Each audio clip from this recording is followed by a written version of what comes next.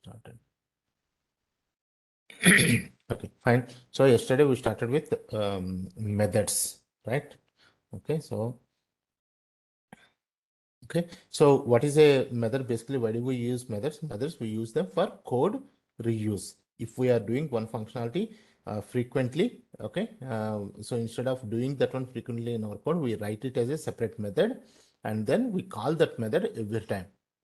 Okay, okay. So how do we define a method? Basically, how do we define a method?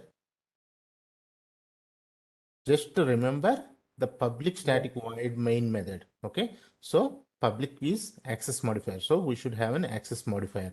We have a non-access modifier as well, which is static. Okay, and public static, and then void means return type. That means we should mention the return type.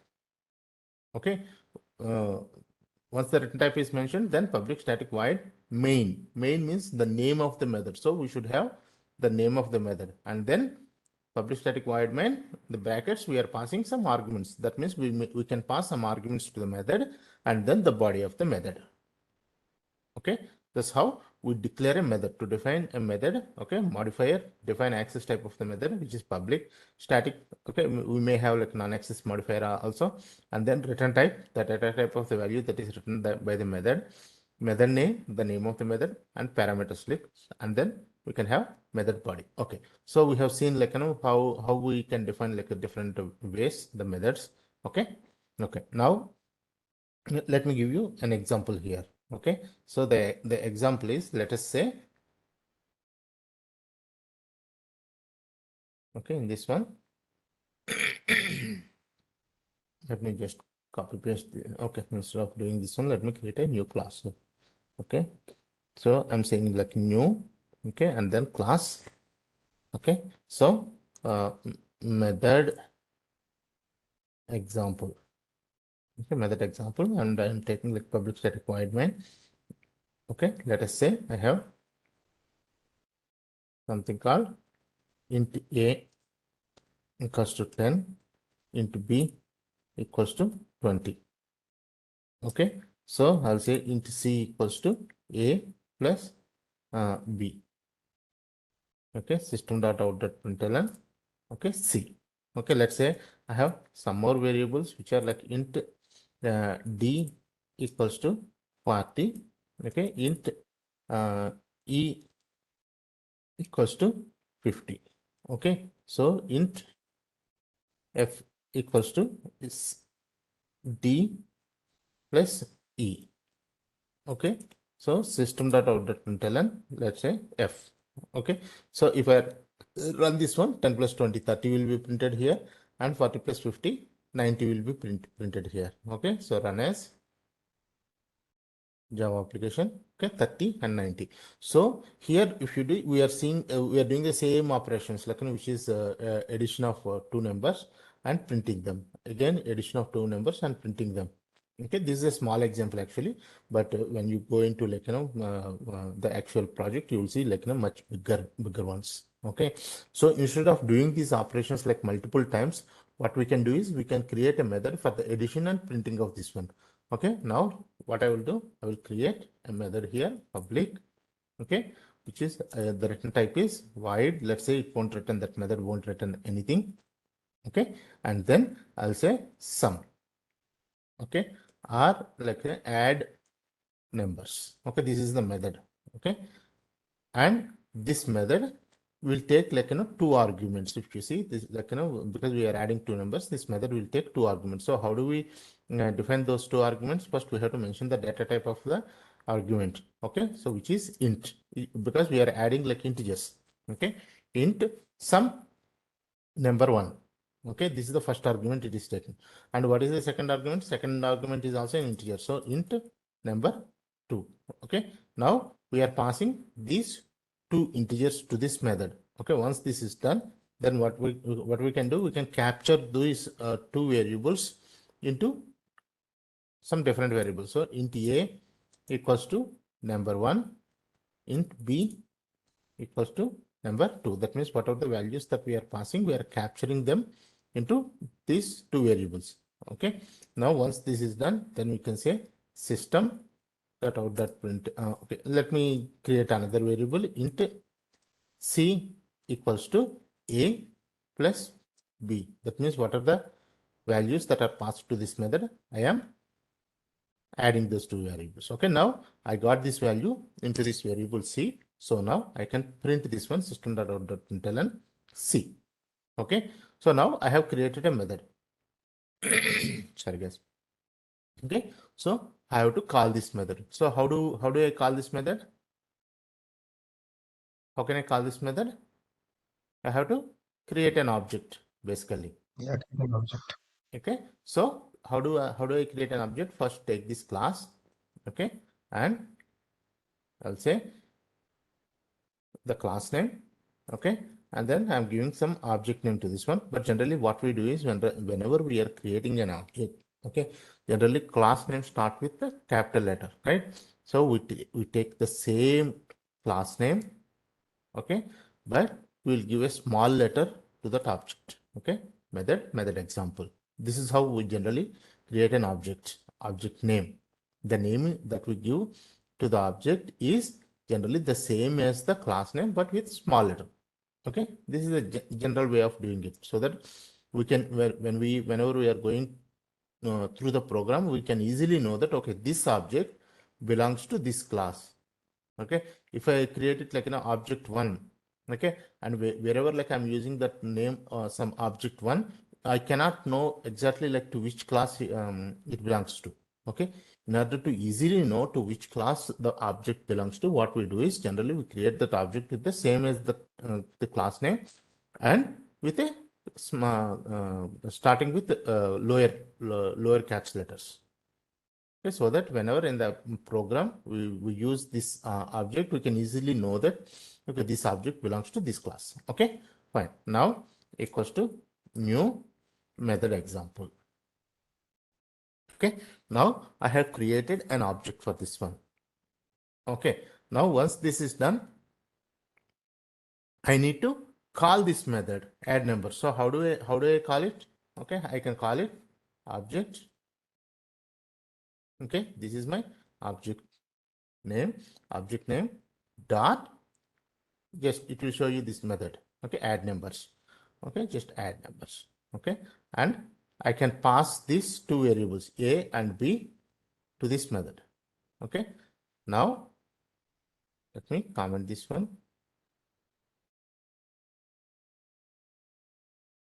Okay, I have commented this. Okay, commenting is generally done using two forward slashes. Okay, if you put something like two forward slashes before a statement, then that becomes a comment. That means it won't be executed. Okay, okay, now let me run this one, run as Java application. Okay, see 10 and 20. Okay, now we have created an object and we are calling this add numbers method using this object. So this 10 and 20 will be passed into this a and b.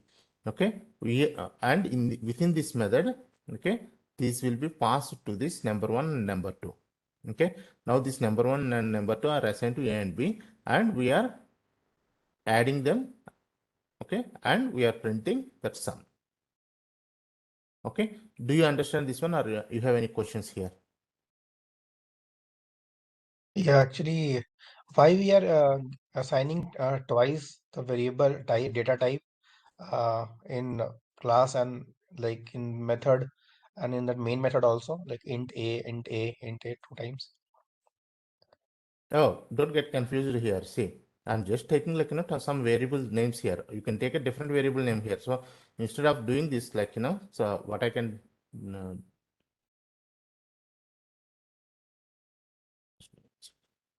it's not okay. Instead of doing it like I can say like y, x and y. So but there is one doubt like in this method int a and the main method int a both are the different variables. Yeah, If we have to keep the name a and b only same, I'm sorry, I didn't get it. What is that one? What is like that question? I'm asking like if I have declared it int a in the like this method, this Yeah, instance method, yeah. and in the main method also I have written int a. So Yeah. these both A's are some No, other no, different no, no. They same. don't need to. They don't need to be same. Okay. Instead of writing it like A and B, I can write it as X and Y here. Okay. Okay. But you can use the same variable names here also because these are local variables. Okay. So Okay. these values are only up to this method only. So again, even if you define these local variables here, they are only for this method add numbers only. Okay. You understand? Okay, so instead of Mm. writing a, I can simply write it x. Okay, or and x and y. I can write it, and here I can say x plus y.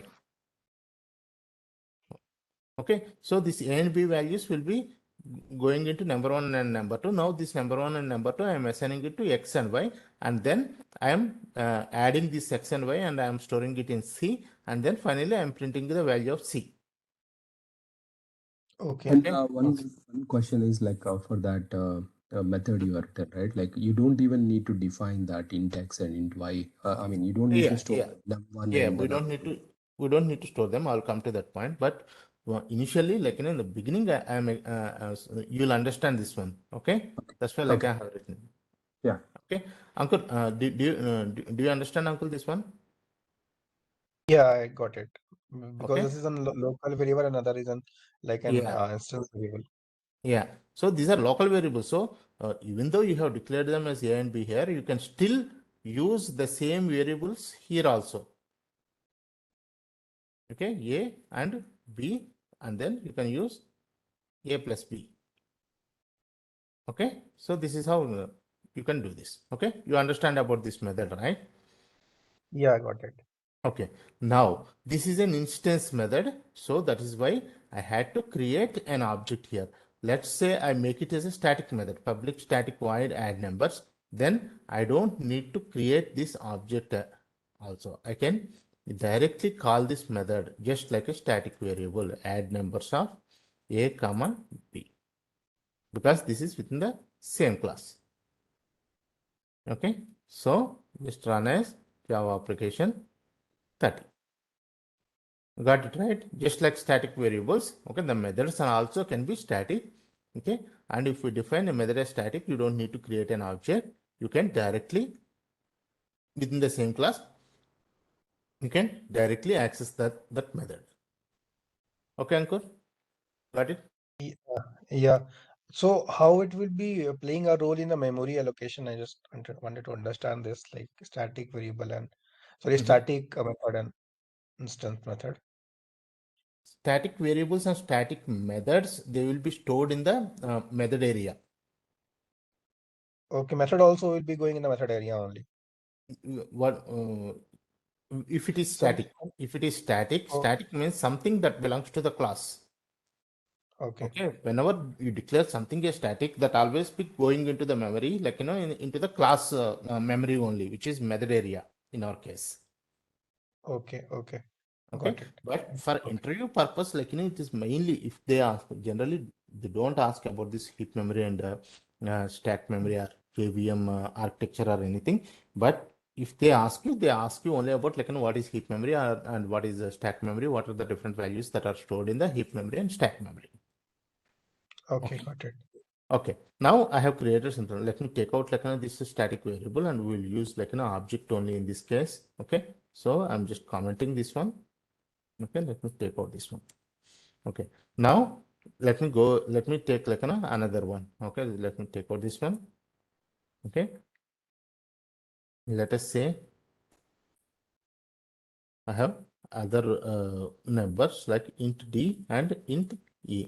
Now, how do I access this method? Again, I use the same object. Okay, same object dot add numbers.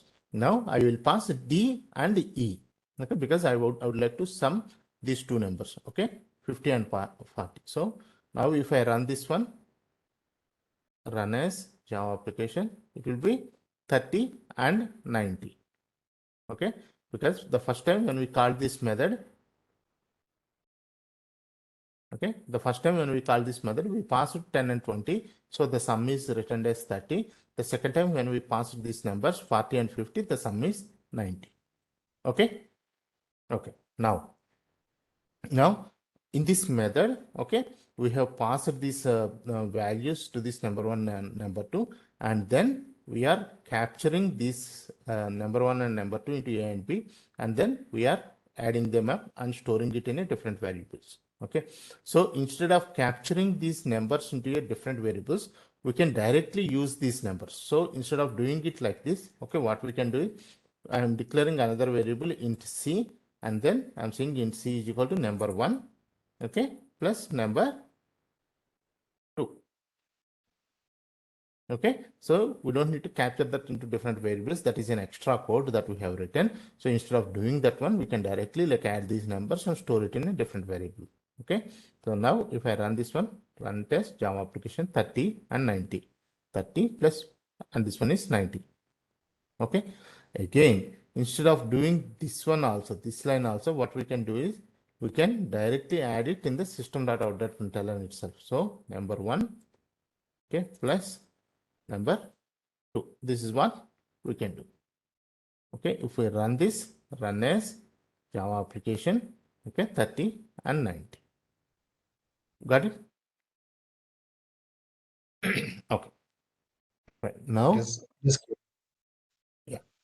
Okay, so this is what we have done. Okay, so this is how we can create a method and we can call this method. Okay, how do we create a method? We use like public access modifier, return type. We may have a non-access modifier as well, and then method name, and then parameters, and then the method body. How do we call it? Okay, if it is in instance method, then we have to create an object for that one, and we have to call that method.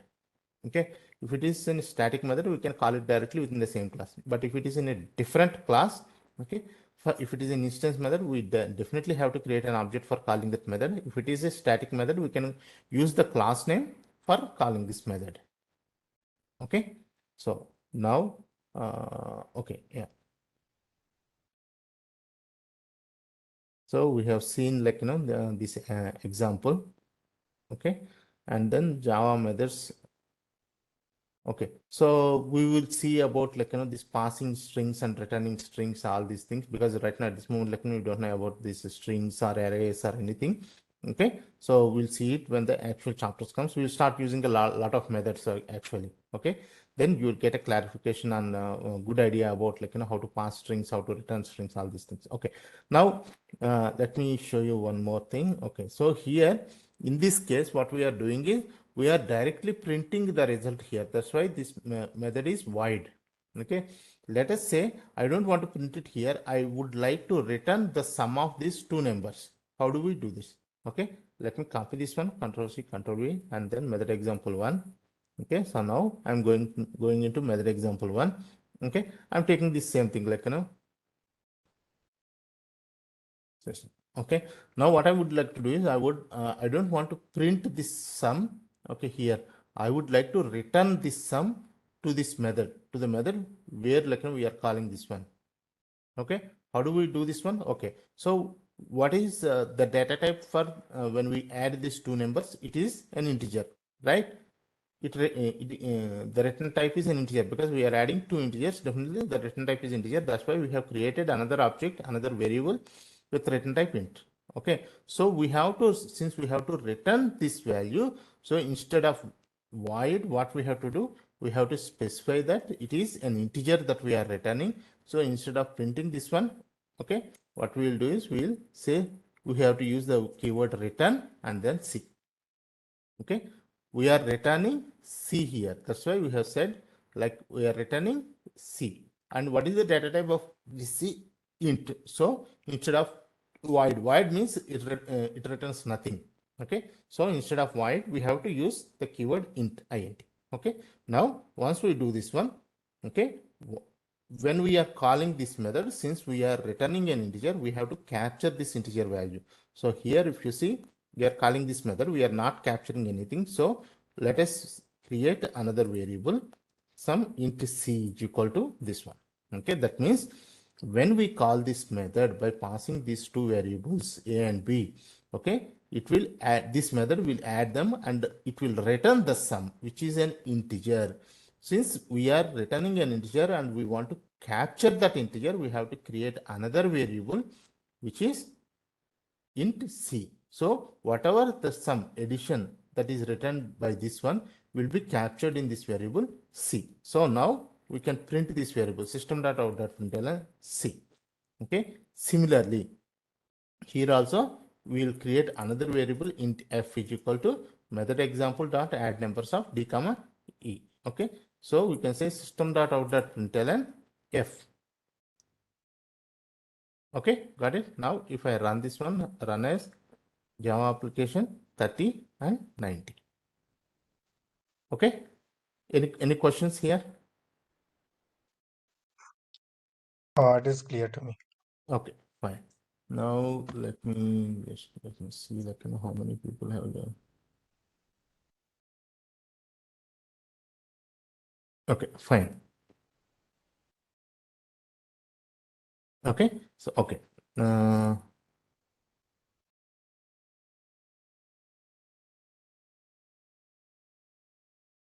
Okay, so we have seen like how to return a value from a method.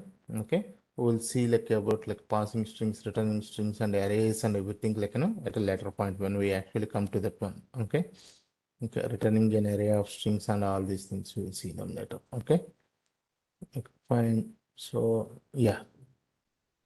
Okay, let's see like an example because we have to know about like method overriding as well or overloading as well. Let us see another example like with the floats, and also we'll see an example with strings also. Okay. Okay, now let me say I'm copying this method. Okay, method example 2. Okay, let us say I would like to add two float values. So how do we do that?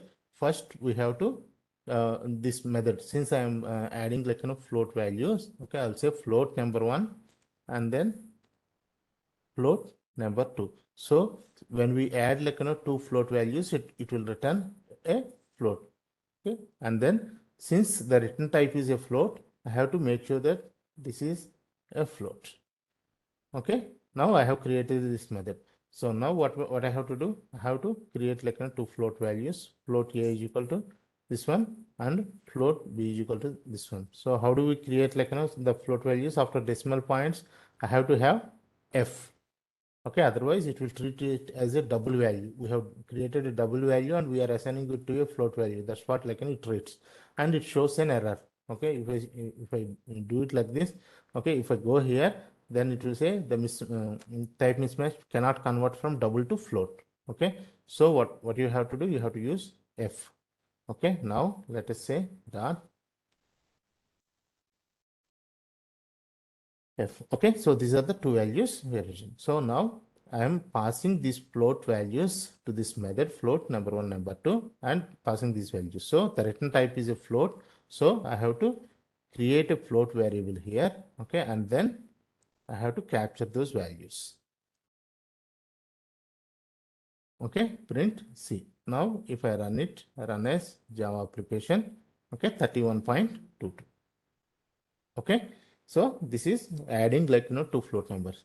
Now let us say strings. Okay, let me show you strings. We'll see more about like strings in the next chapters, but I will just give you an example. Okay, so let us say in strings, string is something which is in some double quotes. For example, I can have something the string some str1 equals to, okay, I will create a string like this which is in double quotes. Okay, let us say my name. Okay, string is equal to super. So this is a string. Character is something which is in single quotes and a single letter. Okay, this is a character, but a string is like which is something in double quotes and then okay, which is in a series of characters. Okay, this is a string basically. Okay, and the type is this is what like it is string. Okay, this is the type for a string. This is an object actually. Okay, this is how we create a string. Okay, now let me say for strings we won't be having like a sum or something, but we can have like concatenation. Okay, concatenation, that means we'll combine two strings. Okay, so let us say I would like to pass two strings to this method and I would like to return a concatenation of the two strings. So since I am passing the two strings, so I'll say a string Okay, str1, similarly string str2. Okay, so in this one, since we want to concatenate, we can concatenate this one using a plus symbol. In strings, when we use the plus symbol, they will be concatenated. So str1, okay, plus str2. Okay, and the string concatenation will return a string. I have to use a string here.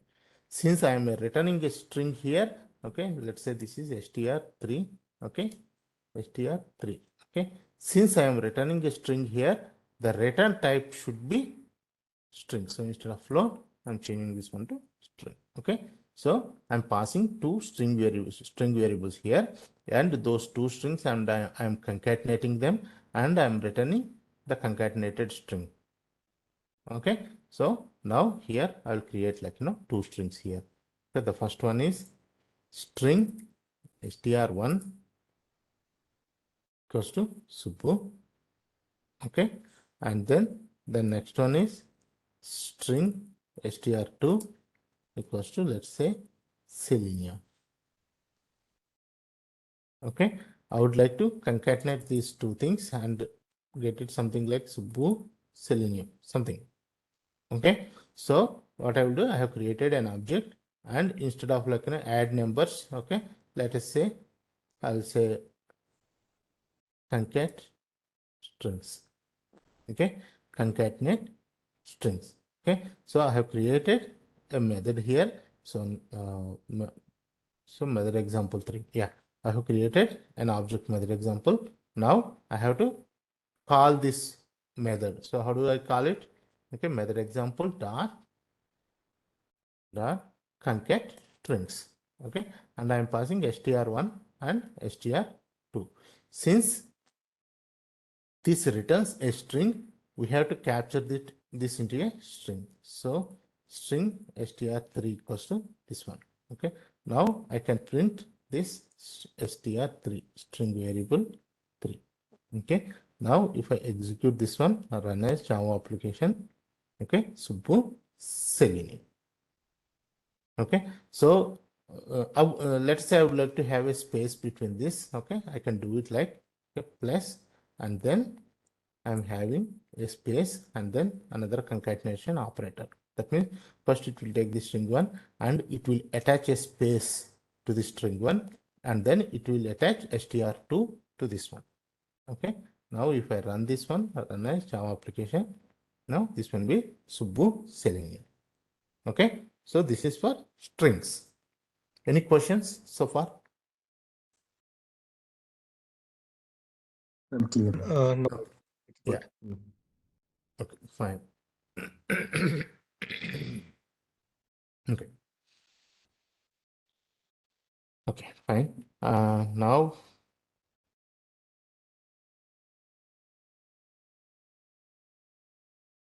okay. So now you understood about methods. Now let's get into method overloading. What is method overloading? Okay, this is a very important concept, because in most of the interviews, 99% I ask this question always. Okay, whenever I take an interview, I ask this question. Okay, okay. So what is method overloading? Method overloading means if we have the same method within the same class. Okay, if we have two or more methods with the same name, but they differ in, okay, in the arguments, they differ in the arguments, then that is called a method overloading. That means, for example, here if you see, okay, let me go into this method example. Okay, so in this one, if you see, uh, we have a method add numbers is the method here. Okay, uh, let me show, let me delete this one. Okay, okay, so here I have this method add numbers. Let us say I have the same method again. Okay, let us say I have the same method again. Okay, so I'm copying this one.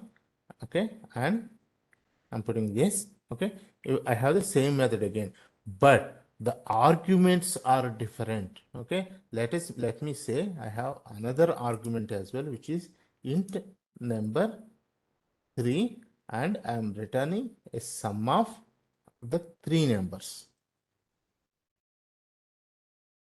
You understand this one? See, here the method name is same, add numbers and add numbers, but they differ in the arguments. Here we are passing like 2 arguments, and here we are passing 3 arguments. Okay, this is called method overloading. Okay, so what is method overloading? If we have a method, if we have more than one method with the same name but with different arguments, okay, but with different arguments, then that is called method overloading. Okay, different arguments means either they can differ in the number of arguments, or they can differ in the type of arguments, or they can differ in the sequence also. Okay. Okay, let me show you an example. Okay, the example, okay, this is the one example I'm showing you. Okay, where it differs in the number of arguments. Okay, this one here we have like only 2 arguments. Here we have 3 arguments. Okay, so when we are calling this one, if we pass 2 arguments, okay, then this method will be called. If we pass 3 arguments, then this method will be called. For example, I have, okay, now let me minimize this one.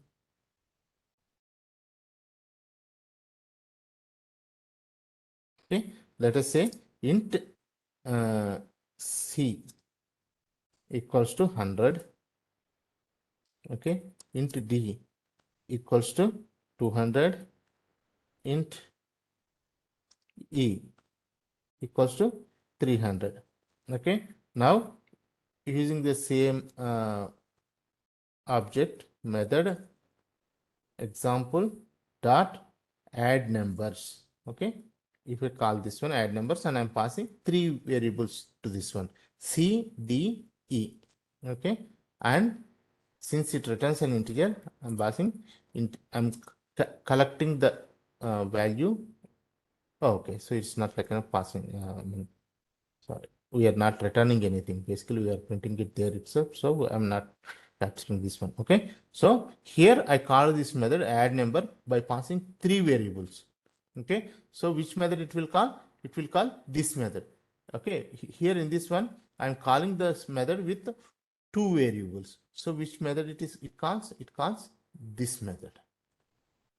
Okay, now if I run this one, run as Java application. Okay, see the first one is 10 plus 20, 30, it is printing, and the next one is 100 plus 200 plus 300, 600, it is printing, because it is calling a different method. But if you see, the method names are same. The method names are same. So how does it differentiate which method it has to call? Based on the arguments that we pass. Okay, so this is called method overloading. We have 2 or more methods with the same name differing in the arguments. Okay, that is called method overloading. So differing in the arguments means either it can be the number of arguments. Okay, in this case here we are passing like 2 arguments, and here we are passing 3 arguments, or the type of arguments. We can pass a different type of arguments also. Instead of int, like, I can pass like strings here. Then when we call that method with strings, this other method will be called. So we can have different type of arguments or different sequence of arguments. I'll show you an example for each and every one of those. Okay, but do you understand what is method overloading at this moment? Yes. It is very clear. Yeah. Okay, so that is method overloading. Okay, now we have seen how do we achieve method overloading. There are 3 ways, differing in the number of arguments. Okay, that means we can pass like we can have 2 methods with the same name, but the number of arguments is different. Okay, so we have already seen this example here. Okay, here we are passing like 2 variables, and here we are passing 3 variables. Okay, now different argument types itself. Okay, for example, this is int a, but in this case it is string a and string b.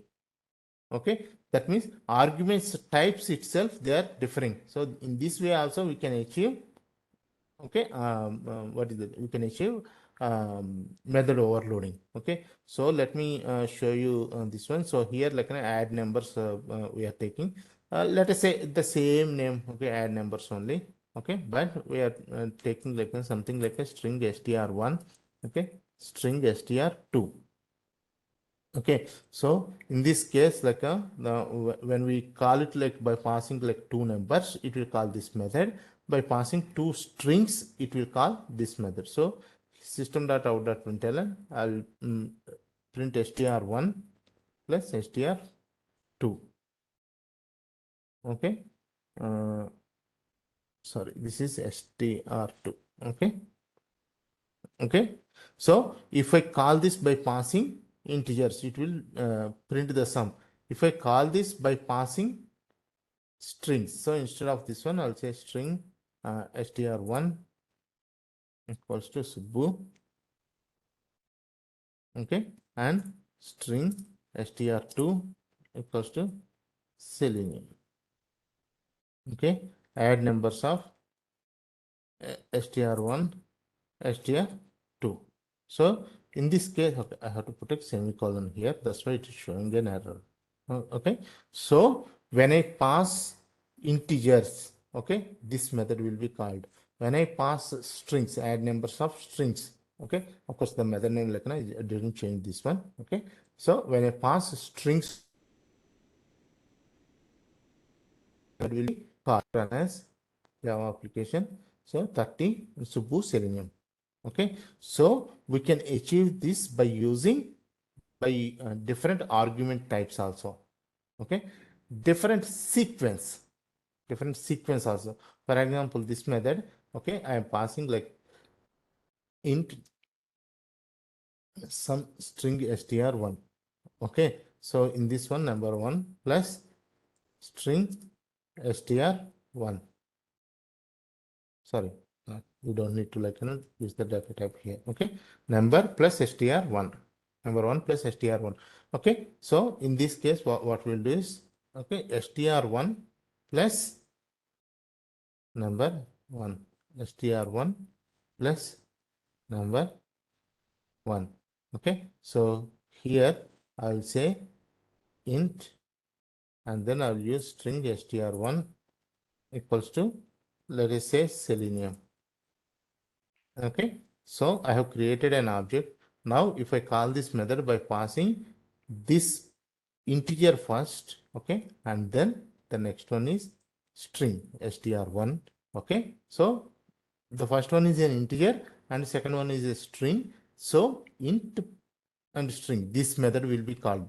Okay, and the same way, if I pass this one with string first and then integer, okay, this second method will be called.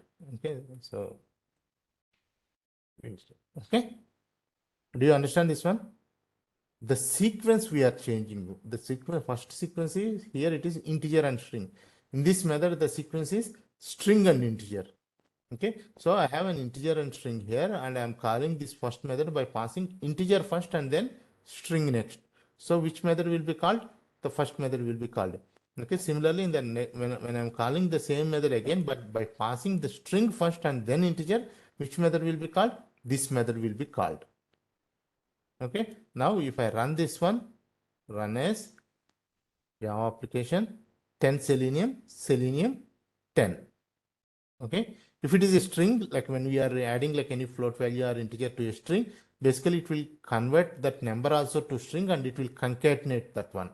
Okay, just remember that one for now. Okay, when we are adding a number or float or anything to a string, it will convert that number or string to that string, and then it will concatenate that one. That's why we are saying 10 Selenium 10. Okay, so do you understand this one, method overloading? Yes. Okay, so what is method overloading? If we have like two or more methods with the same name but with the different arguments, that is method overloading. So what is it meant by different arguments?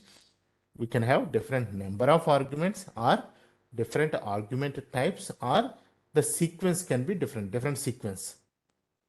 Okay, that is method overloading. So what is the advantage of method overloading? Using method overloading, we can get static polymorphism. Okay, just we'll see about polymorphism in the later chapters, but for now, just remember that using method overloading, we can get static polymorphism. Okay. Okay, fine. Now, we are done with this method overloading. Okay. You can practice these examples. That is fine. Now let me go into the interview questions. Okay. The main interview questions in methods that I ask is, what is method overloading? Okay, this is the major one. Okay, that's why this is a high probability one. Okay, so you can discuss the same thing. If a class has more than one method, okay, with the same name but with a different number of arguments, or different type of arguments, or different sequence of arguments, that is called method overloading. Okay, so what do we achieve with method overloading? We can achieve static polymorphism. Okay. Okay, definitely in method overloading. Okay, method overloading, the arguments should be different. Okay, these arguments should be different. Let us say if somebody asks you a question saying that, okay, I have two methods with the same name. Okay, but the arguments are also same, but the return type is different. Will that be considered as a method overloading? No, it is not. That means, okay, let me show you that example here. Okay, let me show. Okay, let us say I have the same method I have it. Okay, including these values of the argument types are also same, but let us say this returns instead of void, let's say this returns string. Okay, instead of void. So what I'm doing is, instead of printing this one, I'm saying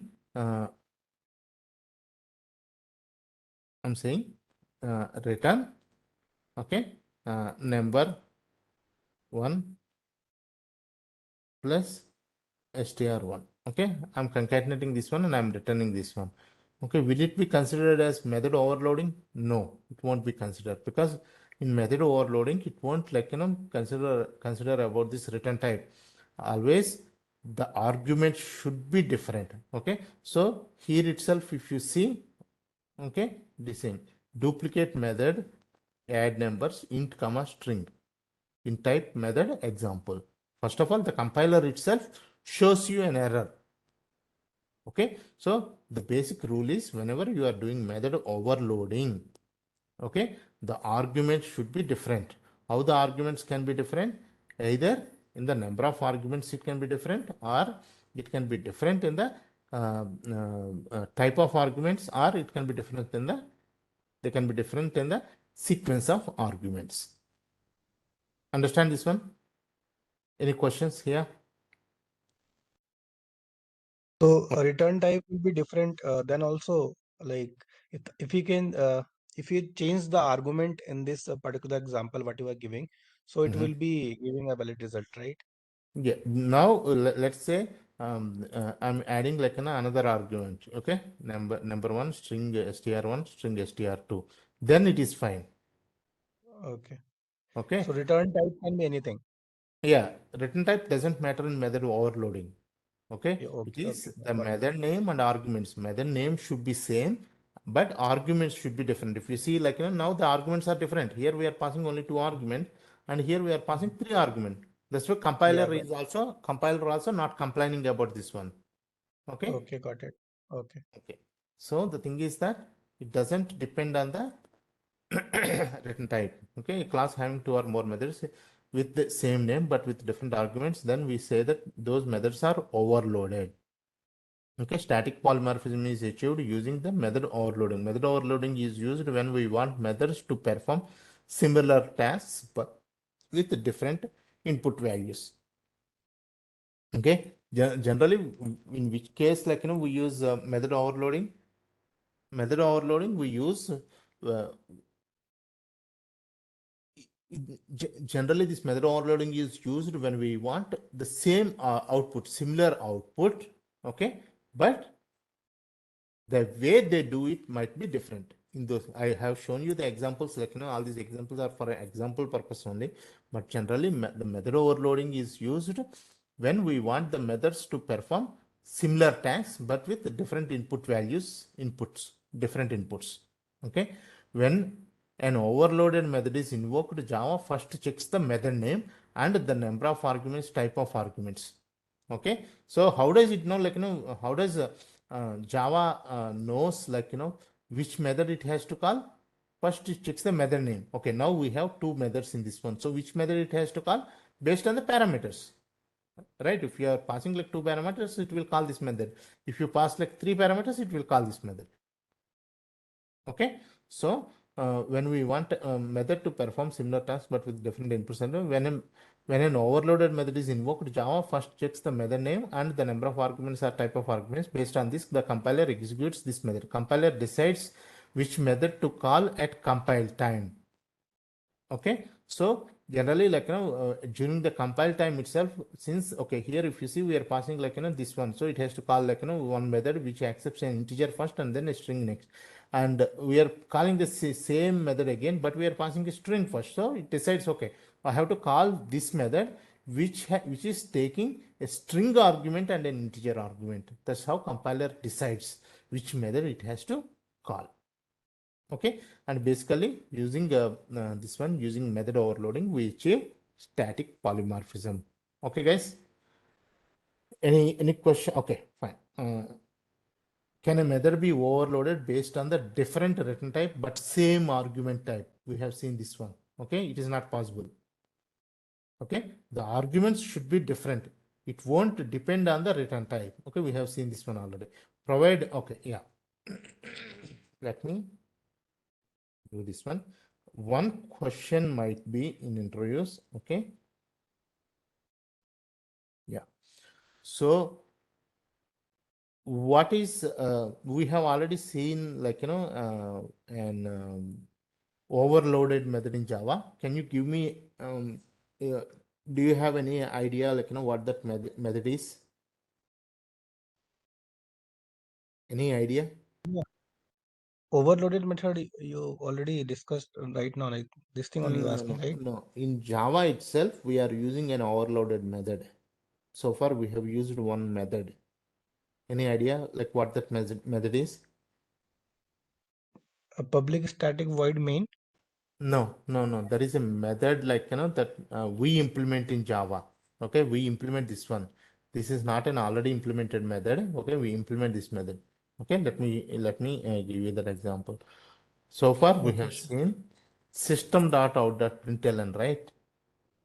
So this, what is this one? This println is nothing but an implemented method which Java has already implemented. We are calling this method this way.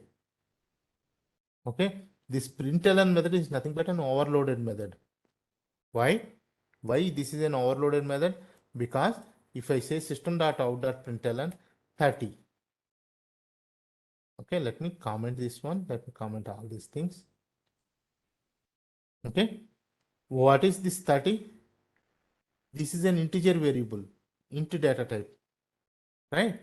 And it will print that value 30. Okay, what if I say system.out.println, okay, or like let me give you this one. Okay, int a equals to 30. Okay, yeah, it is accepting an integer here. Now let us say float f is equal to let's say 34 point some value f. Okay, that means I can print this float also, right? Run as 30 and 34 one. See, it is accepting, this println method is accepting different argument types, right? You understand this one? Yeah, but the thing is, like, we if you want to print a twice also, then also it will not be giving any error, I guess. if you okay, we can print it like only one value as a single value. We can print this one. Okay. For Okay. example, if I say like something like system dot out dot println, okay, a plus I'm using like some space plus f.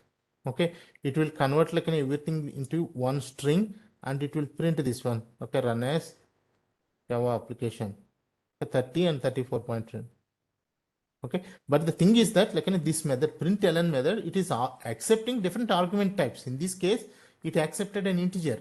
In this case it accepted a float. Okay, similarly we can print a string also. For example, string str1 equals to, let's say, selenium.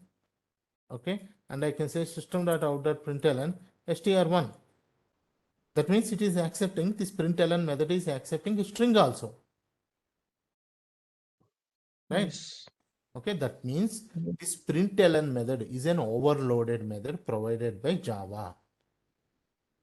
Okay, so Okay, the question can be in an interview, can you like give an example for an overloaded method provided by Java? Okay, we'll see like more overloaded method like this. Okay, for now, because we have already seen this println method, I'm just telling you this one. Okay, so println. Okay, what I will do is like I will write this value. If, as we go on with this course, like we'll create all these things so that you can easily remember.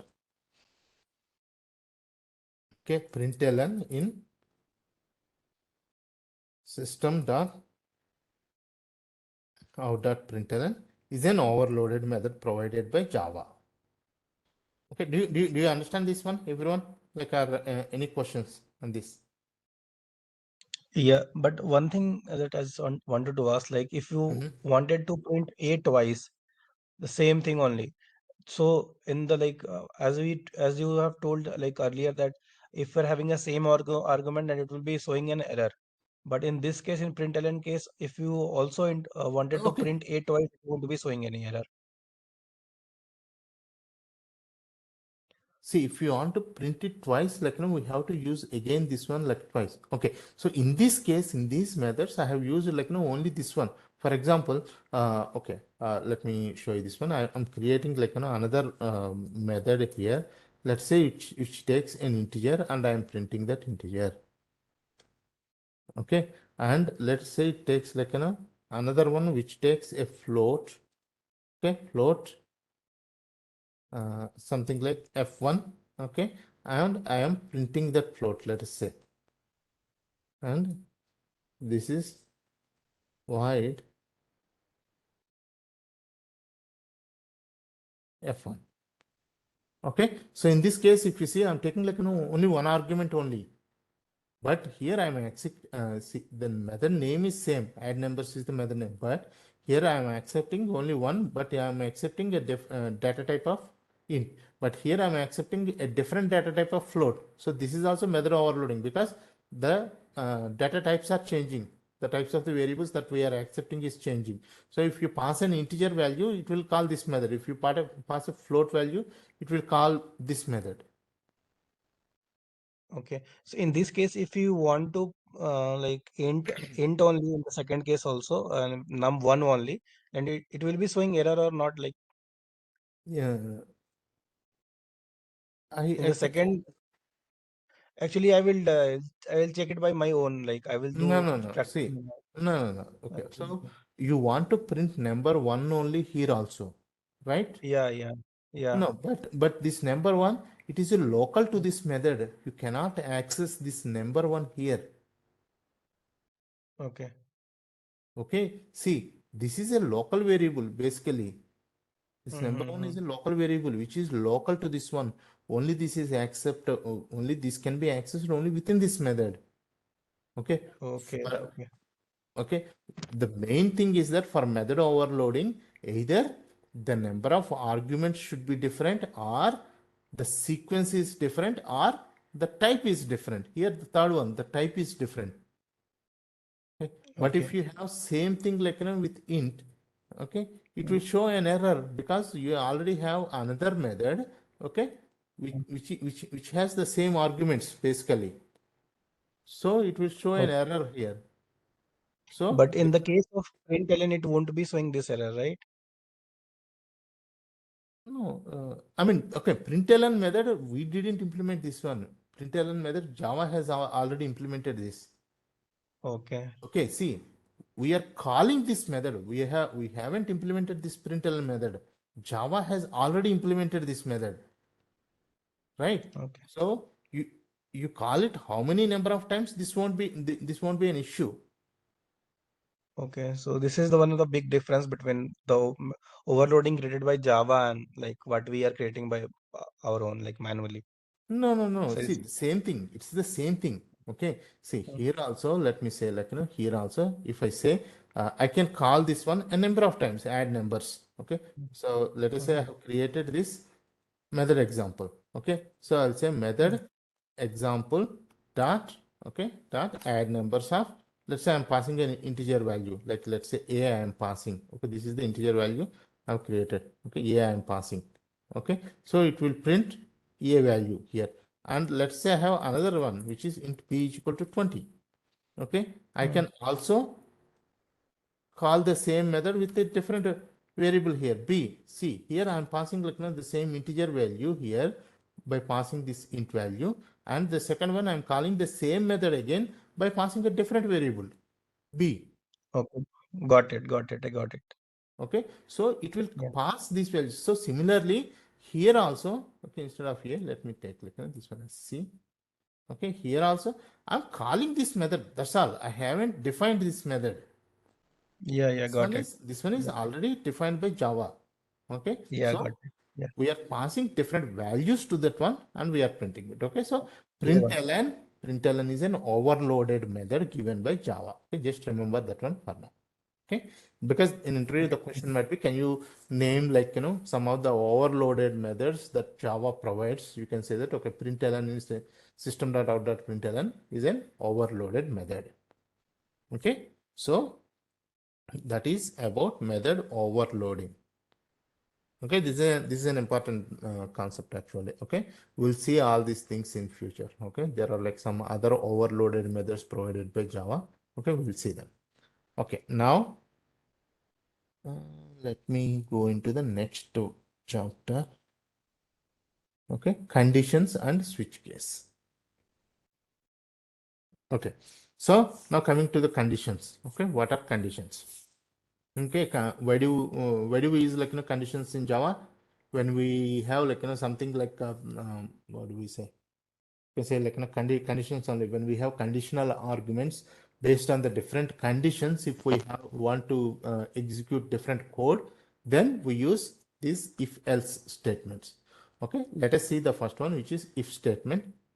Okay, just give me 1 second, guys. Let me have like some water and come back. Okay, just give me 2 minutes.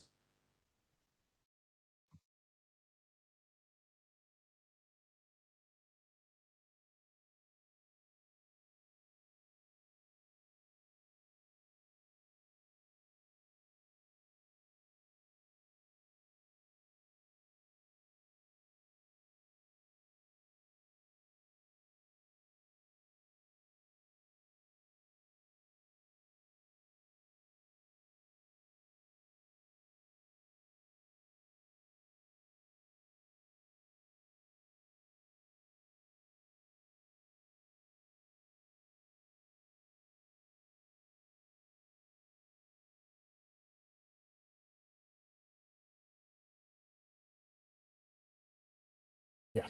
Okay. Okay, so now let's see about this conditions. Okay, so in conditions we generally write them using if conditions. Okay, if, and we use like if else statements also. Okay, so let us see the if statement. Okay, so the structure of the if statement is if, and then we can have conditions in the brackets, and then a set of statements. Okay, so we have seen this one earlier, like but let me We have seen this during arithmetic operators time. Okay, we'll see this one again. So I'm creating a class here. I'll say conditions example. Okay, and I'm using. Okay, now let us say I have two numbers, int a is equal to 100. Okay, int b is equal to 200. Okay, now let us say, and I would like to check it if a is greater than b, I would print something. Okay, let's say system.out, sorry, not system.out.println, but let us say okay, if okay, a is greater than b, then I would like to print saying that a value is greater than b. Okay, this is the condition. Okay, that means if a value is greater than b, this is a condition, then only this statement will be executed. Otherwise, this statement won't be executed. Okay, let me take like 300 here, 300 and 200. So what is the condition? Is this condition satisfied here? Is a greater than b in this case? Yes. Okay, Yes. so this statement should be executed and it should print a value is greater than b. Okay, let me run this one. Run as Java application. A value is greater than b. Okay, for example, if I make this one as 100, in this case, what happens? Okay, this condition is not satisfying because a is less than b. Okay, so if I run this one, run as nothing will happen, Empty. nothing will be printed. Everything is empty because okay, it won't be executing this one. So this is a condition. Okay, so this is if condition. Okay, similarly, nested if conditions. That means if we have conditions within another condition, they are called nested if condition. Okay, let me say before this, let me show you the else condition. Okay, else part. Okay, okay. Now we say that okay, this is what if this condition is satisfied, execute this one. For example, if this condition is not satisfied, we would like to print something else. Okay, so in that case, what I can say is I can write else, okay, flower brackets, okay, and print something here. Okay, a value is less than b. It can be less than or equal to b. Okay, so now what happens in this case? We are checking this condition. Is a greater than b?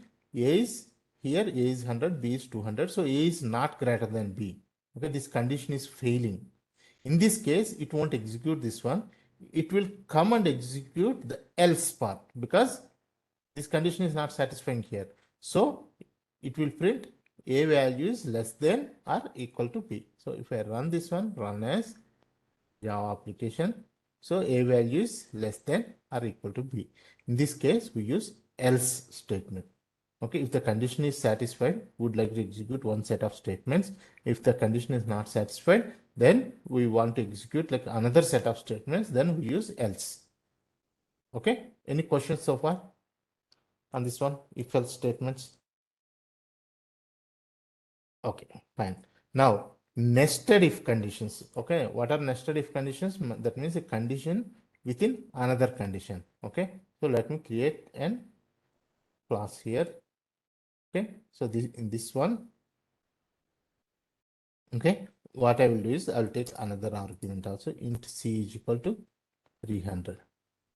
Okay, so first I will take one condition. Okay, if a is less than b. Okay, this is my condition, first condition. Okay, if this condition is satisfied, then within this if condition, I will write another if condition. If a is less than c. Okay, if a is less than b, and if this condition is satisfied, then it will go further. It will go here. Then it checks the next condition. If a is less than c, okay, then I will say system.out.println a is less than B and C.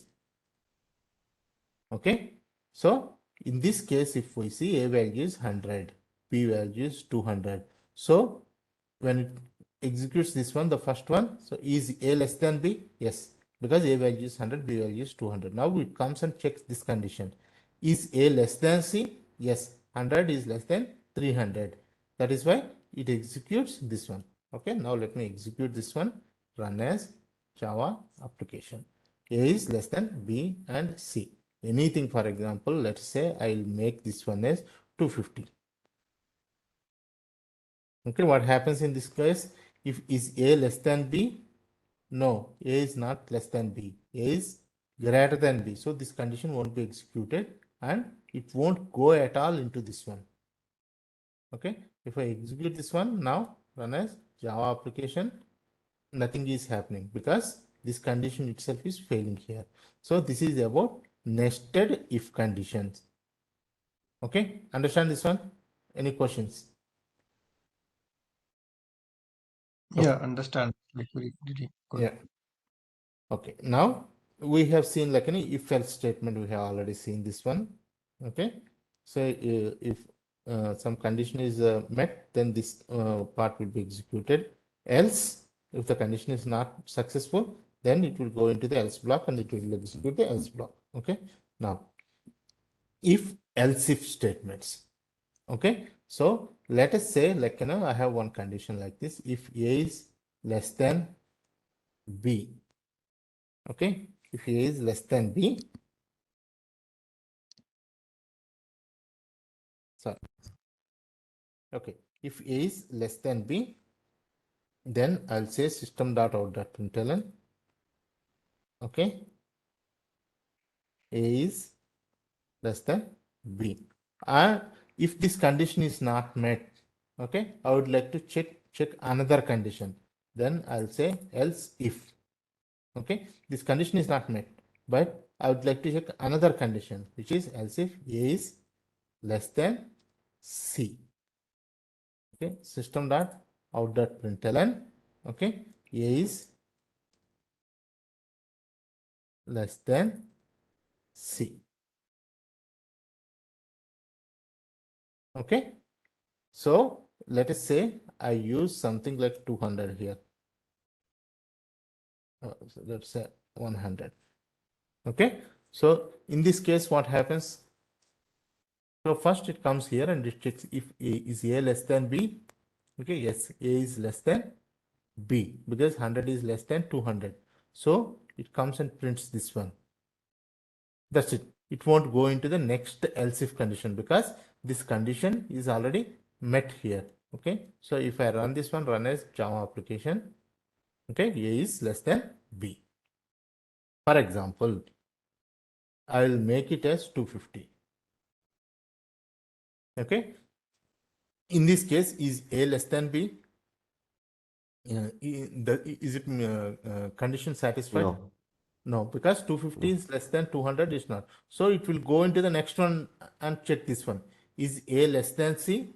Yes, because 250 is less than 300, right? So in this case, it will print this one. Run as Java application. A is less than C. Okay, now let us say I'll make this one as 400. Okay, so in this case, what happens? It checks the first condition. Is A less than B, 400 less than 200? No, so it won't execute this one. Now it goes into here. 400 less than 300? No, right? So it won't execute this one also. So nothing will happen here unless, okay, nothing is happening. You understand this one? If else if? Yes. Okay. Yes. Okay. So in this case also, we can use a default block, which is else. Okay. Else system.out.println A is less than, sorry, A is not less than B and C. Okay. In this case also, in this case, what happens? So A is less than B, 400 less than 200, no, so it won't execute this one. A is less than C, 400 less than 300, no, it won't execute this one. So this both are conditions are not met. So it will simply go into this else block and it prints this one. Okay, so if I run this one, run as Java application, so it is A is not less than B and C. Okay, so these are like the different if condition, if else statements that we use. So if else, we have seen this one. Okay, if else Java if else using different comparison operators. So we have I have shown you like less than, uh, greater than, and all these symbols, but you can try these like with the different comparison operators. So these different comparison operators we have discussed yesterday, which is double equals to check like if two values are equal or not equals to check if two values are not equal. Okay, greater than, less than, greater than or equal to, less than or equal to. Okay, just try these examples. Okay, see, A is 5, B is 8. I'm just checking. A is not equals to B. Okay, A and B values are not equal. Okay, do you understand these ones? Like, do you try this? Yes, sure. Okay, so try this example. Okay, now coming to the conditional operators. Okay, using not conditional but different logical operators. Okay, so here if you see, we are evaluating only one condition here, only one condition, but we want to evaluate like more than one condition. Then we go with these logical operators. What are the logical operators that we have discussed earlier? These are logical AND, logical OR, and negation operator. Okay, I'll explain you about this negation operator in more details when we come to the strings part. Okay, for now, let us see this logical AND and logical OR. Okay, so let us say I have like these three values.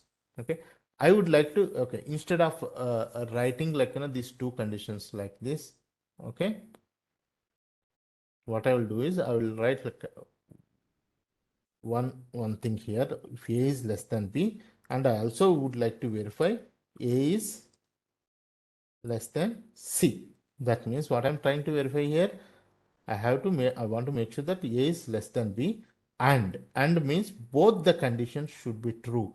If both the conditions are true, then only it goes into this one. Okay, then only it goes into this path. Otherwise, it will go out of this one.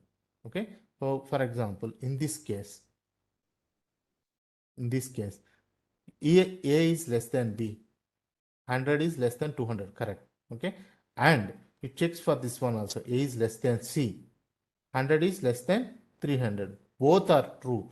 Then it goes and prints this A value is less than B and C. Okay, run as Java application. A is less than B and C. If not even one of these conditions is satisfied, it won't go into this one. For example, I'm saying like A 250. Okay, now even though A is less than C here, 250 is less than 300, this condition is satisfied, but 250 less than 200, this condition is not satisfied here, so it won't execute this block. It will go into the else block. Run as Java application. A is less than, A is not less than B and C, so it is executing this one.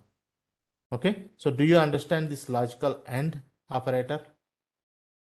When we use logical AND, that means two ampersands, Yes. both these conditions should be satisfied, then only it will go into this one. Now if not even one condition is satisfied, then it won't execute this one, it will go into the next step. Okay, okay, this is about AND. Okay, let's check about OR. When we use two pipe symbols, this is a logical OR. Logical OR means not all these conditions need to be satisfied here. At least one of these is true, then it will execute this one. Okay, at least one of them. Okay, in this case, if you see, is A less than B, is it satisfied? No, because 250 is not less than 200. So this condition is failed. But if you see 250 is less than 300, A is less than C, this is satisfied, right? So at least one condition is satisfied, it will go and execute this one. Okay, if I run this one, run as Java application, A is less than B and C, it is printing this one. Okay, because at least one condition is satisfied here. When we use a logical OR, not all the conditions need to be satisfied. At least one condition is satisfied, it will execute that particular block. Okay, now let's say I make it is like, something like 400. What happens in this case? Is A less than B? Is this satisfied? No, 400 is not less than 200. Is this satisfied, A less than C? 400 is less than 300? No, this is No. also not satisfied. So in this case, both the conditions are failing. Not even at least one is passing. Okay, both the conditions are failing. So it won't execute this one. It executes only this else statement. Okay. Run is Java. A is not less than B and C. Do you understand this one? Any questions so Yes. far? Okay, so this is how we can use this logical operators and sorry, double ampersand and pipe symbols this way. Okay, okay. Now let us go into the next one, which is Java if else logical operators. Okay, example with, okay, you can try it like, with the multiple conditions. Okay, here I am using like 3 conditions. If you use 3 conditions and logical and all these conditions should be satisfied. Okay, even if one condition is failed, it won't execute this one. Okay, you can try like, all these examples. Okay, logical OR. Okay, so yeah, you can practice like, all these examples. Okay, now coming to switch case. Okay, okay, so switch case, what is a switch case operations? Okay, switch case is used whenever we have a number of options we have to do based on some output. Okay, so I'll explain you this with example, then you will understand clearly. But for now, just this is, remember that this is the structure. We use a switch keyword and an expression here. Okay, we use a switch keyword and then expression, and based on the value of this expression, we will have different case statements. Okay, based on this expression, it will execute one of these case statements. Okay, case, okay, the value of this expression will put it here. Okay, and this number of statements will have, and then we will have a break statement. Okay, and if this expression doesn't match with any of these constants, then it will execute this default one, default statements and break. Okay, let me give you an example here.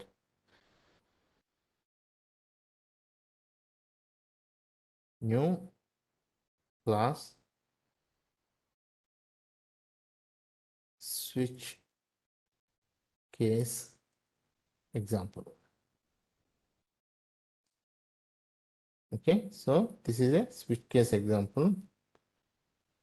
Okay, so now I'm defining, let's say, some variable int I is equal to, let us say, something 2, something.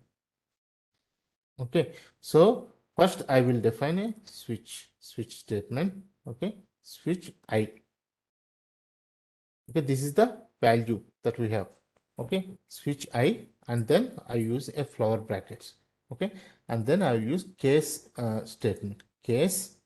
Okay, and if it is 1, okay, I will say system.out.println. Okay, I am 1, and then I use a break statement. Okay, similarly, another case 2. Okay, case 2, system.out.println, I am 2. Okay, break. Case 3. Okay, system.out.println, okay, I am 3. Break. And I can have some default one, default. Okay, system.out.println, I am not 1 or 2 or 3. Break. Okay, so okay, in this case, if you see, okay, based on the value of I, okay, it compares these constants here, case 1, 2, 3, like this, and it will execute the set of statements under that. In this case, what is the value of I here? I value is 2. So it comes here, switch 2. Okay, where is this constant here? The 2 constant here it is. Okay, case 2. So it will execute this one, this line. I am 2. Okay, and it will print this one. So if I run this one, run a Java application, save. Okay, I am 2 because the I value is 2 here. It will come here, switch 2. So it will check for that constant. Okay, so this is 2. So it goes into case 2 and it will print I am 2. Okay, do you understand this one? So for having this switch statement, where whenever we have to compare one one output to multiple values based on that output, we may have to do multiple we have to compare that to multiple values. Then we go for switch case statement. So how do we write the switch case statement? We use the keyword switch, and then in the brackets we use that output. Okay, and we use flower brackets, and we use different case statements. Case 1 colon do this, case 2 colon do this, case 3 colon do this. If nothing is matched, then we can have a default one also, default statement colon, and then do this. Okay, for example, in this case I'm saying 20. Okay, so this 20 value is not equals to 1 or 2 or 3. Okay, then it will go into this default block. Okay, and it will print I am not 1 or 2 or 3. Run as Java application, it says 1, I am not 1 or 2 or 3. Okay, do you understand this one or any questions? So here I is the value of case. Yes, yes. I is the value of I is a constant. Okay, and we use that constant value to check in the case. Okay, we use different values here. So what if that if I is holding the value of a string, then we have to write case string Yes, after yeah, that? yeah. I'll show you an example for that one. Okay, Okay. Okay. you Okay. understand this one, right? Until this point, how to write a switch case statement. Yeah, got it. Okay, now let me show you another example. I'll come to the strings, how to use strings as well in this one. Okay, but before that, let me show you this example in this one. Okay, so based on okay month number, I would like to tell what month it is. Okay, so let us say I'm taking something like okay int month number equals to something like, if it is 1, it should print January. If it is 2, it should print February, something like that. Okay, outlet. So what I have to do, so based on this month number, switch, okay, switch, I have to pass this value, month number. Okay, I have to pass this value. So if it is 1, then I will say I am January. Okay, if it is 2, I'll say I am Feb. Let me use the short names. Okay, if it is Jan, okay, Jan, Feb, March,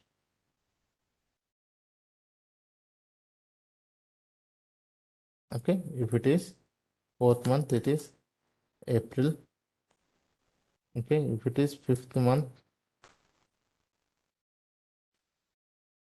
May, if it is sixth month, June, if it is seventh month, July, okay, if it is eighth month, August, okay, if it is ninth month, September, if it is 10th month, October, and if it is 11th month, November, if it is 12th month, December, and anything else, okay, I'll say that, okay. So we have to input like, only 1 to 12. If anything else, I'll say that wrong input.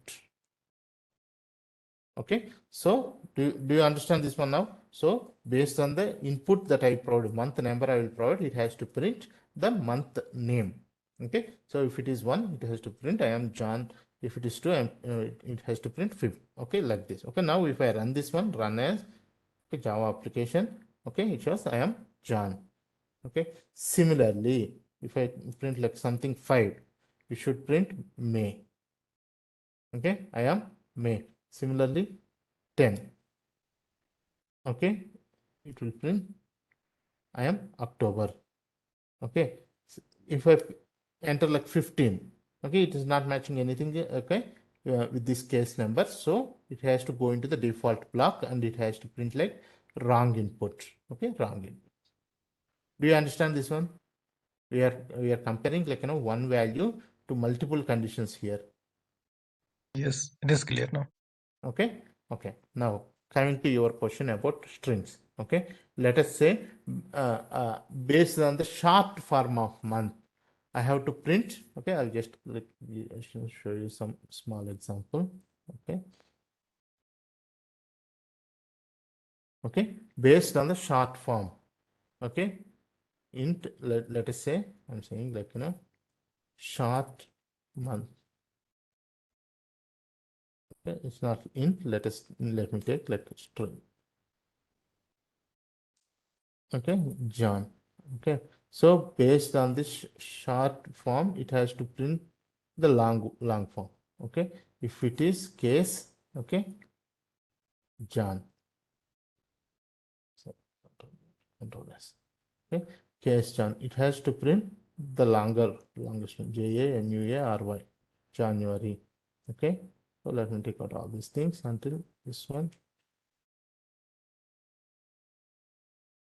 Control C. If it is Feb, okay, it has to February. Okay, if it is, I'm just using only until March.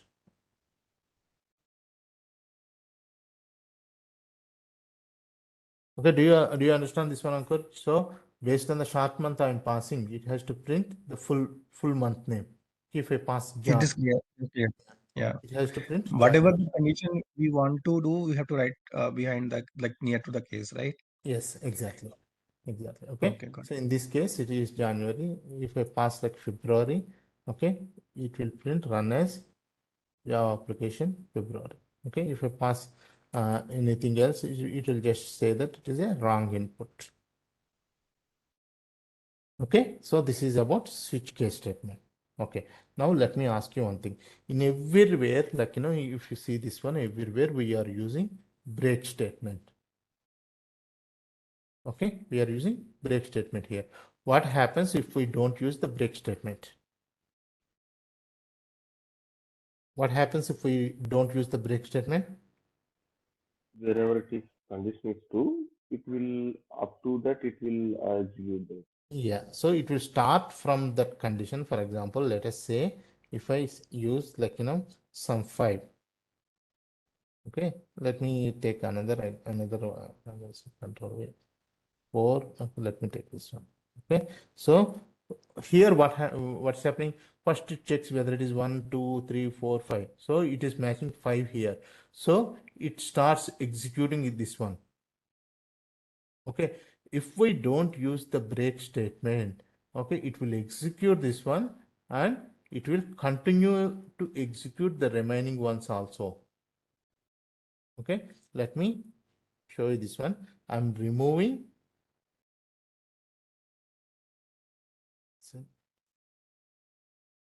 Okay, I'm removing the break statements. Replace with empty. So replace all. Okay, so I have removed the break statements in this one. I have removed all the break statements. So now what happens is whenever I pass this month value 5, So everything in the beginning, like it checks all these conditions, case 1, case 2, case 3, case 4, case 5. Now this is true, this condition is meeting.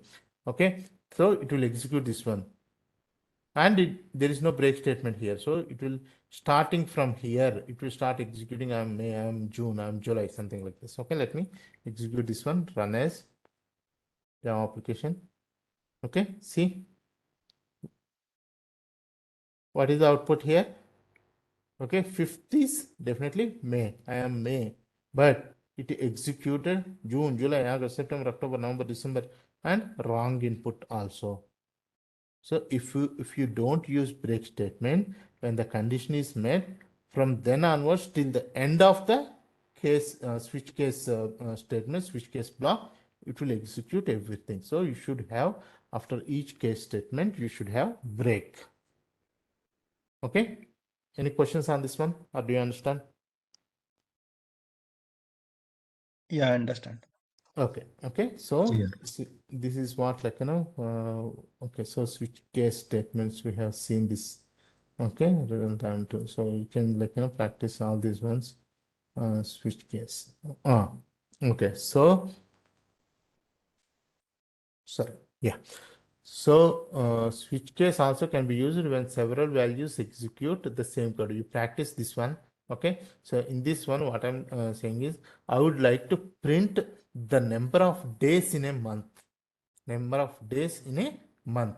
Okay, so we know that, like, these months, January, March, May, July, August, October, and December, they have 31 days. Okay, now February has 28 days. All the other months, okay, that means April month and June month, all those they have 30 days. So how can I print based on the month I am passing? Okay, so I can use just these case statements like this. Case 1, that means for the first month, or March month, or May month. For all these ones, I can just prepare it like this, and I can say that, okay, system data out.println number of days are 31. Okay, and case 2, 2 means, like, for February, right? I'm saying that it is 28. For everything else, which is a default one, number of days 30. Okay, just practice this one. Practice this example. Okay, so switch case can also be used when several values execute the same code. Okay, because for all these months it is the same code. If you want to write it, like, you have to write it individually for each of these, but since this is the same code, we don't need to write it individually. We can write just the case statements. That means for all these cases, when the month is 1, when the month is 3, 5, 7, 8, 10, 12, just execute this one.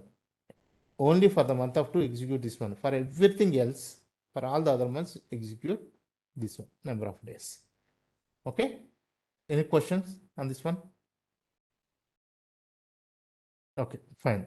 So we have seen this one, what happens, like, when there is no break statement. Okay, so that is about conditions and switch case. Okay, now let us, there won't be, like, much questions asked on this conditions or switch case statements. Okay, but if you want, like, what is the difference between if statement and switch statement? So if then else statement is preferable when we need to check a range of values or multiple conditions. Okay, when we are checking multiple conditions, then we can use if else. But switch case is better suited when testing a single variable against many single values. We have seen this one, right? So a single variable, we are testing it against many single values. That's when we go for switch case statement. Describe switch statement. What object? Yeah. So this one. So in the switch statement, like, what object statements can be used in switch case? In the switch clause, what object object types can be used? We can use integers or strings. Okay, switch allows the selection of several business. Each path is labeled with case or default. The switch statement evaluates each expression for a match and executes the follow. So it can't find a match. The default block will be what object types can be used in the switch class. It is generally like integers or strings.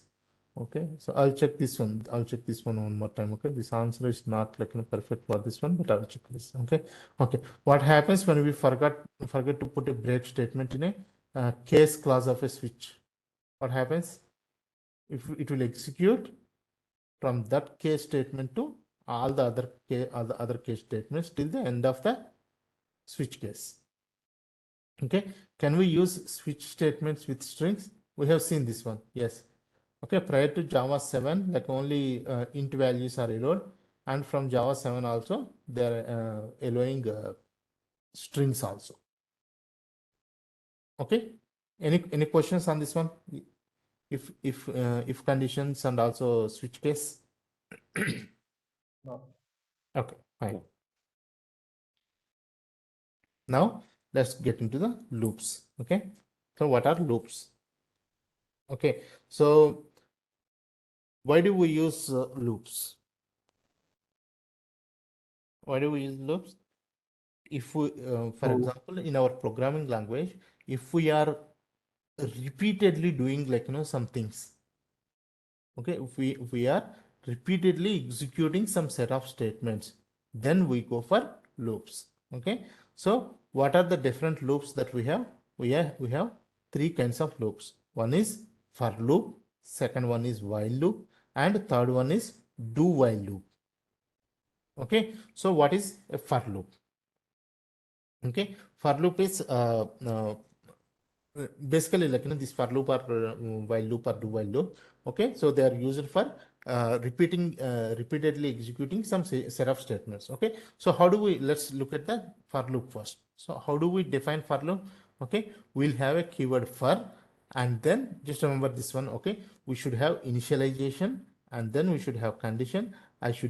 And then we should have increment or decrement, and then we'll have like flower brackets, and within the flower brackets we have a set of statements. Okay, this is how we define a for loop. Let me give you an example here. Okay, so let me go into this one, new class. Okay, so the name is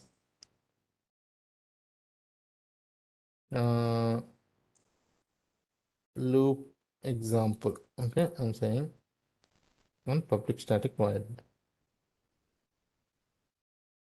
Okay, now in this one, let us create a for loop. Okay, so we have to have this keyword for, and then in the brackets, okay, we have this one, and then flower brackets. Okay,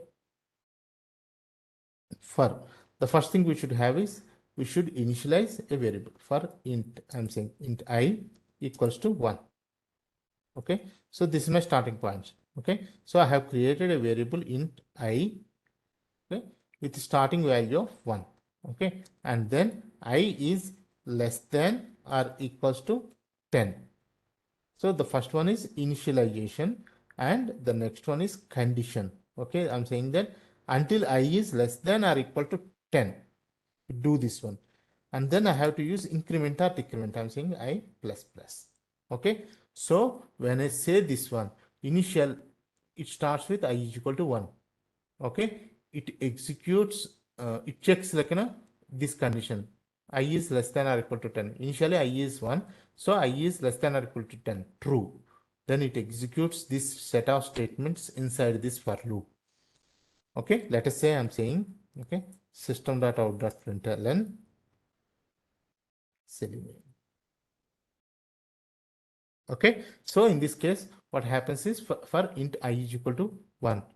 Okay, so is I is less than or equal to 10? Yes, definitely it is less than or equal to 10. And it comes and it prints this one, Selenium. Now it go here and it increments this value, I plus plus. Now I plus plus means I value becomes 2.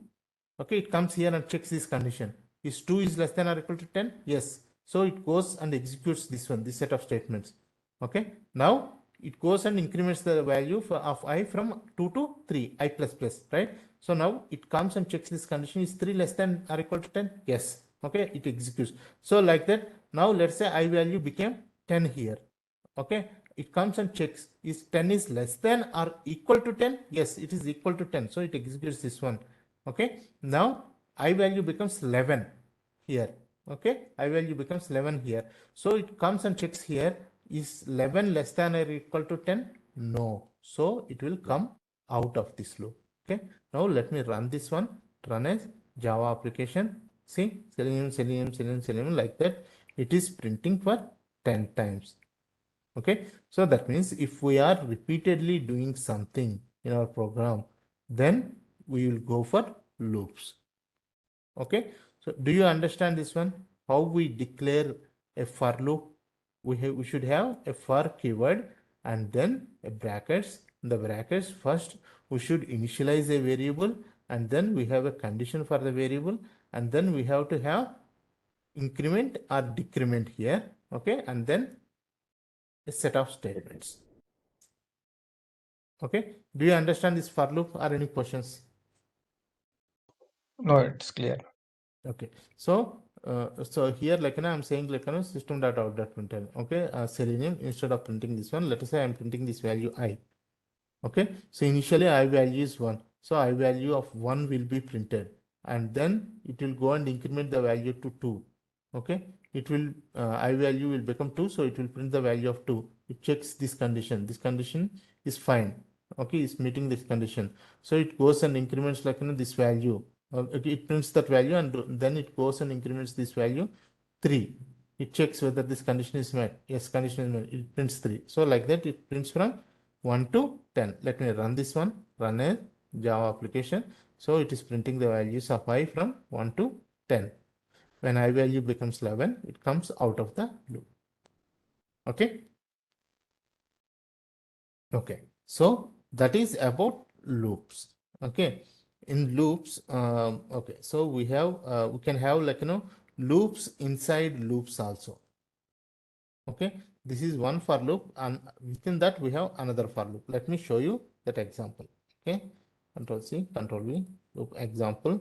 Okay, loop example. Okay, so public static void main. So I have like one here which I am saying like I am outside for loop.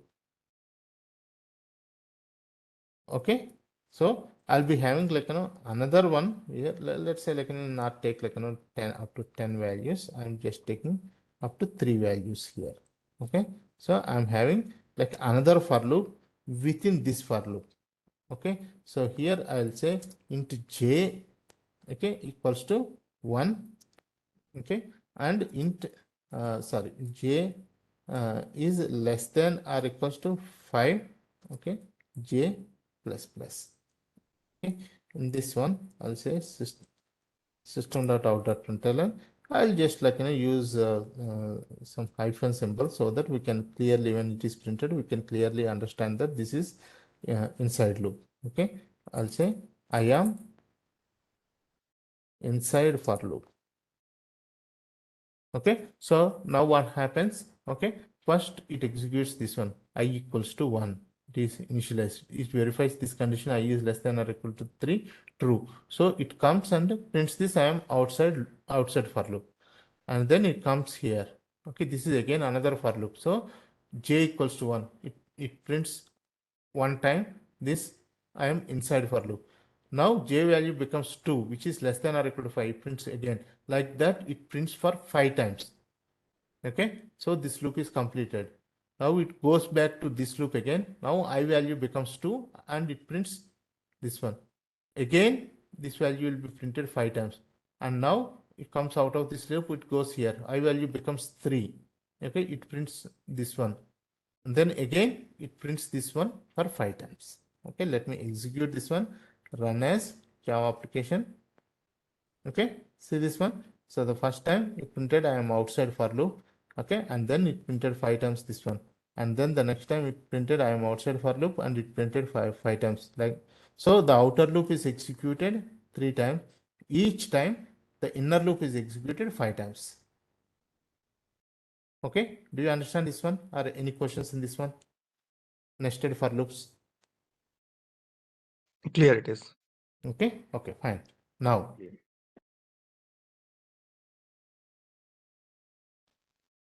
Yeah, we have something called like advanced for loop. Like will come generally this is used for collections or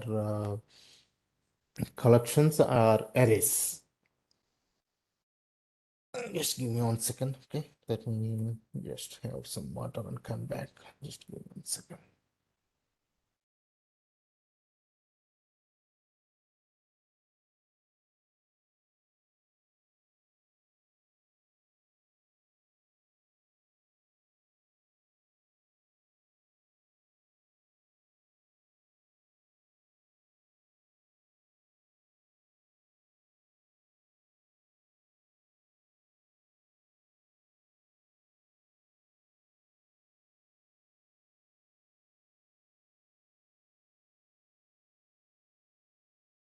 Okay, sorry.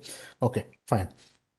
So we have some concept called advanced for loop. Okay, so this one we generally use it like in for arrays or collections. Okay, we'll see this one in future. So for now, just leave it as it is. Okay, let's get into this one because when the topic comes like arrays or collections, I'll show you this one. We have some examples like how to, because if I start this one now, since you don't know anything about like arrays or collections, you may get like a little bit confused. So let's not get into this one advanced for loop at this moment. When the concept of arrays or collections comes, there we have the examples for this one advanced for loop. Okay, but you understand like what is this normal for loop is, right? Hello. Yeah, it is Okay. clear. Yes, Okay. yes. Yeah. Okay. Now It is clear. let us see like okay, all the arrays like okay, break statement. Okay, let's see about break and continue, and labeled break and labeled continue. Okay, let us say I have an array here. Let us say, let me take this same thing. Okay, let me send this. Okay, example 3. Okay, now let me execute this one. So what is happening here? Okay, so I'm printing the values of I here, right, from 1 to 10.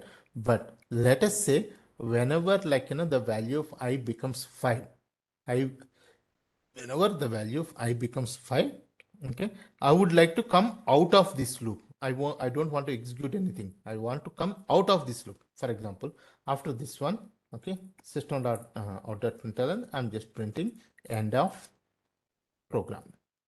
Okay, so let me execute this one, run a Java application. Now what happens? It is printing 1 to 10, and then finally after the loop, it is printing end of program. Okay, now when the value of I becomes 5, okay, I don't want to continue with this for loop. I just want to come out of this loop. Okay, so in that case, like what I can do is I'll say if I'll use a if condition. If I double equals to 5, that means when the value of I becomes to 5, I would like to come out of this loop. So in those cases, we'll use break statement. Okay, so when the value of I becomes 5, it won't print anything, the value of I now. Okay, it will just come out of the loop and it starts executing from here. So after this one, what do we have? We have end of program. So it will execute this one. So what are the values that will be printed now? When I value becomes 1, this condition is not satisfied. So it will print the value of I. So like that, when the I value becomes 4, this condition is not satisfied. So it prints this one. When the I value becomes 5, since this condition is satisfied, it goes inside this if condition and it breaks out of this for loop and it prints this one. So 1 to 4, the values will be printed and then it prints end of program. Okay, let me execute this one, run as Java application. Okay, 1 to 4 and end of program. So when do we use a break statement in a for loop? When we want to come out of the for loop, then we use break statement. Okay. Similarly, we have something called continue statement as well. Continue statement. Why do we use continue statement? Okay. So we don't let me give you this example. So I'll say like continue. Okay. So when I say continue, okay, it goes to the end of the for loop. It won't execute anything here. Okay, it goes to the end of the for loop. Once it goes to the end of the for loop, then it continues again from the beginning. Okay. Continue means, okay, break means it goes out of for loop. Continue means it goes to the end of for loop without executing any next statements. Okay, so in this case what happens when I value becomes 4? Okay, so this condition is not satisfied, so it won't go into this condition. It prints the value of I as 4. When the value of I becomes 5, when the value of I becomes 5, okay, so this condition is satisfied, so it goes to the end of this one. It won't execute this one. Okay, it goes to the end of this for loop, so it won't print 5 here, so it goes to the end. Since it went to the end, again it proceeds here. Now the value of I becomes 6. Okay, this condition is not satisfied, so it prints 6 again. So after 4 it won't print 5, it prints again 6, 7, 8, 9, 10. Okay, this is continue statement. So if I run this one, okay, run, see here 1, 2, 3, 4, 5 is not printed because when I value became 5, the condition is met here, so it won't print any of these statements. It will directly go to the end of the for loop and then again it will start. Do you understand this one? Are any questions? Yeah, Can you understood. please explain again? Because it's a bit confusing here. Like how, like it is becoming 5, then what continue is there, and like if again 5 is not getting printed, again you're given that statement system dot out dot println and I.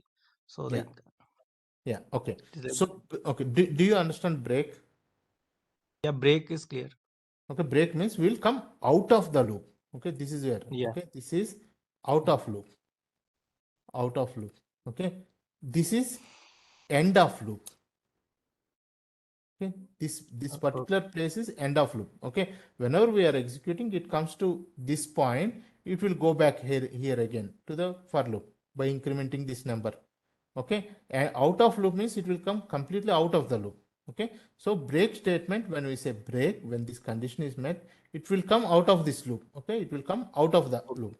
Okay, when we Okay. say continue, continue means if the condition is met, it will come to the Mhm. end of the loop. It won't execute anything else after that. Okay, Okay. okay, So so how it is becoming, like how it is happening here? Like I don't know. yeah, so let me explain. When the value of I becomes 1, okay, initially the value of I is 1. So is this condition Yes. met here? No. No. So it executes this statement, right? Okay. It prints 1. So now it came to end of loop. Again, it goes back. And what is the value of I becomes now? I value becomes 2. Okay. Okay. Till 5 it will go like this. Yeah. So it will go till, let's say it went to till 4. Okay. Okay. When the value of I 4, is this condition met? No. No. Right. So it prints this one, the Okay. value of Okay. 4. Now the Okay. value of I became 5. Hmm. When the value of I became 5, is this condition met? Yes. Okay, so what happens? Continue. Continue means it directly comes to the end of the loop. It won't execute anything else here. So Okay. it is not printing the value of I because the condition I equals to 5 is met here. So it won't execute anything next. It directly goes to the end of the loop. Okay. Okay, so it is not printing the value of 5 here, if you see. Okay. Okay, since it went to Hmm. the end, now again it goes back, right? So Okay. what will be the value of I now? 6. 6. So is this condition met now? No, No. no, it is clear. So Yeah.